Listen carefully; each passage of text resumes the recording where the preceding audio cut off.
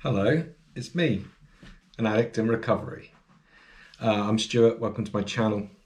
So normally you'll go on adventures and walks and stuff, but today I thought I would just do a kind of short video on, what addiction means to me, and um, I wanted to talk about my thinking and my brain, because, it's still a bit wonky sometimes, and I think it's great to talk about these things. So um, addiction is described as a brain disorder or a brain disease.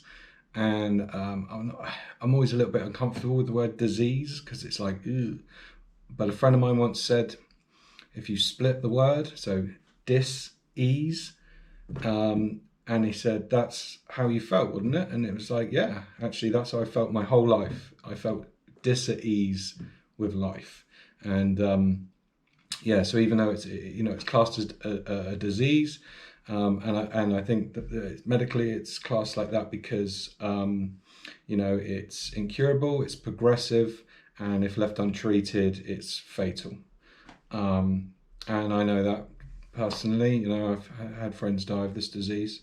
So yeah, so what is addiction? It's any behaviour, you know, that gives a person temporary relief or temporary pleasure, but in the long term has negative consequences. And so it's, to put it bluntly, it's a short-term fix with long-term negative consequences. And those consequences can be all sorts of things, like loss of job, loss of relationships. It could be your health, your finances, and these negative consequences, they relate to any addiction. Any addiction will have negative consequences. They might not show up straight away, but eventually they will start to appear. So how I like to describe like my alcoholism was like I was like a child with a security blanket, and alcohol was my security blanket. And so alcohol was the solution to my problems. And if you take my solution away, I'm just left with my problems. And so I held on to that security blanket like a little child. Mum's trying to take it away. I'm like, fuck off. No one's taken this security blanket off me. And so, and it was a problem. I didn't want to give it up. I just didn't want to give it up. I blamed everything else in my life apart from the actual thing that was causing all my problems. Yeah, so I guess like if you're thinking that you have a problem with alcohol or something else, a few questions you can ask yourself is, you know, do I sometimes have a problem controlling how much I drink or how much I use? Let's say you set a target of like, oh, tonight I'm just going to drink half a bottle of wine. But you find when you open that bottle, you have to finish it. It's not something you want to do. It's not something you set out to do, but you have to, and so that's a good indicator. Another good indicator is if you have to lie about it. So if someone asks you how much you're drinking, if you can't be honest about it, then it's definitely something to look at, because most people, they don't have to lie about their drinking because it's not a problem. But if you have to lie about it, especially to loved ones or other people, if you're getting health issues, you have to go to the doctor, and he's like, how much do you drink? How much are you drinking? And you're like, oh, I just have a glass of wine on an evening, and you're drinking 2 bottles. It's something to look at, Something else is important. No one can tell you if you're an alcoholic or a drug addict. Like for me, it was very apparent. I slipped down the scale so far that it couldn't be blamed. I lost everything. It couldn't be blamed on anything else. Eventually I was hard-headed, and I had to take a look at, it honestly. I think that's the kind of first step as well, is being honest with yourself and others, and just admitting, actually, hold on, I've got a bit of a problem here. I'm doing something against my own will, and that really is sort of addiction. And another one is like if you try and give it up but you can't, and And then so we're going to move on to like, we're going to move on. Oh, another one actually as well is if someone brings it up. So if someone brings it up and says, you know what, you're drinking a bit too much, and it pisses you off, you know, because what's happening is someone's trying to take away my security blanket. I'm like, fuck you, you're not taking my security blanket, and you'll defend it, and you'll use justifications, and I use justifications all the time. Like, you know, today's a sunny day, I'm gonna have a drink. Today's a rainy day, you know what, I'm gonna have a drink. You know, I had a shit day at work today, I deserve a drink.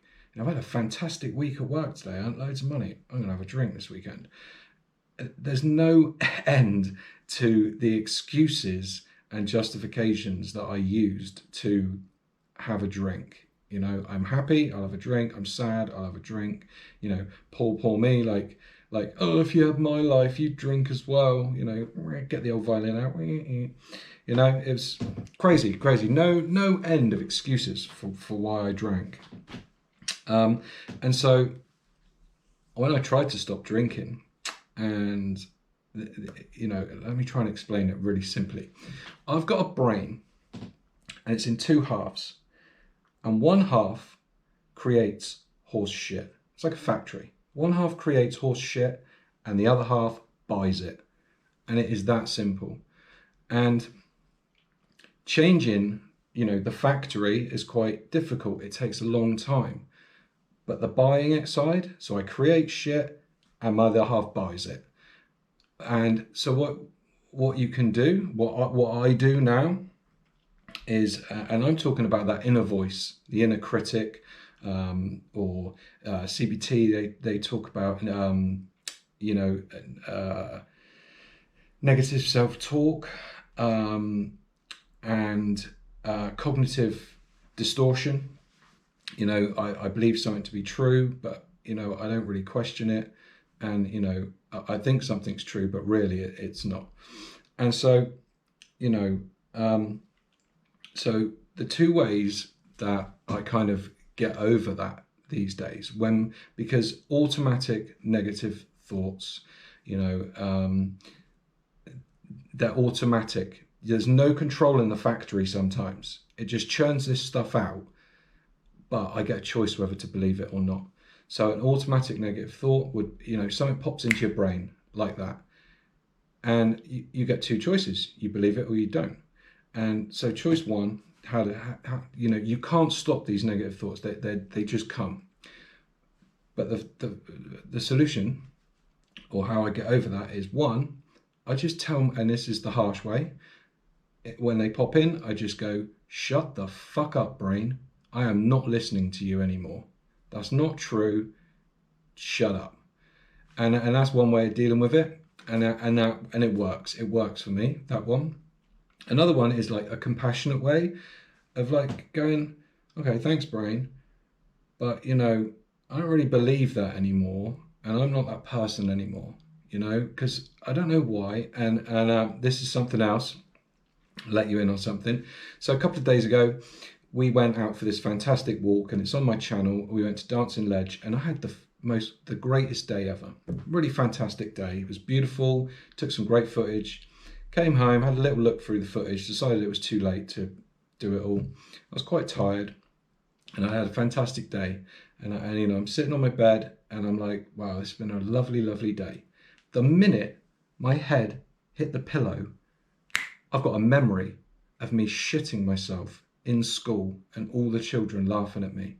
And I'm like, what the hell? Like, where does this stuff come from? And so I'm like, okay, thanks, brain, for trying to shame me after I've had a fantastic day. You know, appreciate that, but I want to go sleep. Like, shut up now. And, you know, I went to sleep. But it's just incredible to me how powerful the brain is, how it will lie to me and try and convince me of other things. And that was especially true when I tried to stop drinking, because I blamed everything else around me. And you know, it's this person's fault. Oh, if this person would just give me a break, I could stop drinking it. You know, if you had my life, you would drink as well. And it was just justifications and blame. And, you know, I didn't want to look anywhere but at myself. And a good step is, you know, have a good look in the mirror and say, who am I? What the hell am I doing? You know, and what are my problems, and what do I need to do about those problems? And then just start, break them down, you know, and be honest. You need to be honest about it. And, you know, and I think another big one is we're always looking outside of ourselves to fix our problems. And our problems aren't outside of ourselves, they're within ourselves. And so, you know, you need to do some work. You know, I'm not, you know, like I said, I'm not going to tell you what to do. I really don't want to do that. There's many ways into recovery, you know, and so you'll find your path because they are there. The help is out there. Just go and have a look for it. You know, when my car breaks down, I take it to a garage mechanic to get fixed. If my teeth hurt, I go to the dentist. If I've got a problem with alcohol, you know, there's places to go for that. There's services. There's plenty of help, you know. And yeah, so that's really what I wanted to say today. And I think with that as well, like, people can feel ashamed about asking for help. For a long time, I was like, how did this happen to me? How did I become an addict or an alcoholic? And I spent a long time asking questions that really were irrelevant. Like, you know, was I born this way? Did my childhood make me this way? You know, did I have a predisposition for addiction? And the truth is, it doesn't matter. I ended up having an alcohol dependency and addiction.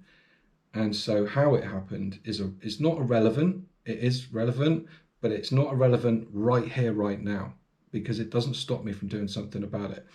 And so, you know, a person can drive themselves crazy saying, how did this happen to me? You know, and addiction is a shame-based illness. So, you know, it lives in the dark, and it wants you to feel ashamed, because then you'll drink more, you'll use more to get rid of that shame. And again, it's a temporary fix with long-term problems and negative consequences. And so, you know, we have to do the things we're afraid of. And someone once said to me, I think it's a quote from someone, but you know, and it was like, real courage is not the absence of fear. It's feeling afraid, but doing it anyway. And asking for help, getting vulnerable, sharing that, you know, I'm in trouble here, you know, I cannot see a way out of it. I was there myself, and there is a way out. Yeah, and so I want to thank you for watching. If I feel like there's anything relevant I can add in the title at the end here, you know, I'll put them in. And catch me next time for my next adventure. Thank you.